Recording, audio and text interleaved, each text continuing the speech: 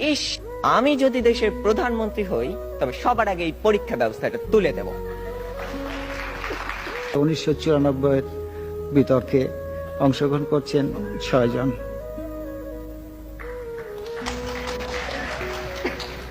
মাননীয় প্রধানমন্ত্রী, সম্মানিত সভাপতি ও উপস্থিত সুধীবৃন্দ, ইহার চেয়ে হতেম যদি।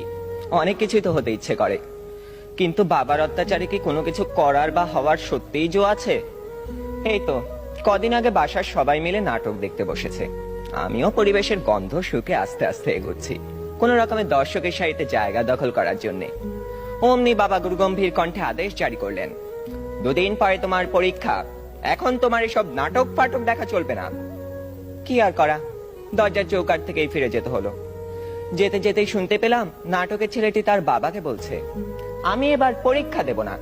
ইস, আমি যদি এমন করে বলতে পারতাম, এই নাটকের ছেলেটির মতো হতাম। কিন্তু এ তো শুধু নাটকেই সম্ভব।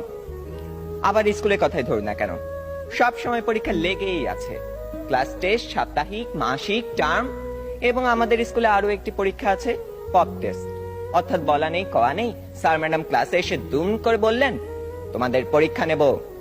কি জ্বালা, এমনিতেই পরীক্ষার ভয় বাঁচি না, তা আবার এই পপ টেস্টের ভয় রাত দিন কাঁটা হয়ে থাকতে হয়। জনান্তিকে বলে রাখি, আমি যদি দেশের প্রধানমন্ত্রী হই তবে সবার আগে এই পরীক্ষা ব্যবস্থাটা তুলে দেব। এরই মধ্যে একজন বন্ধু ইশারা করলো, এনেছি। বুঝতে পারলাম গতকাল তাকে হুমায়ুন আহমেদের বোতল ভূত বইটা আনতে বলেছিলাম। কোন রকমে পরীক্ষা শেষ করে উঠে গেলাম লাস্ট বেঞ্চে।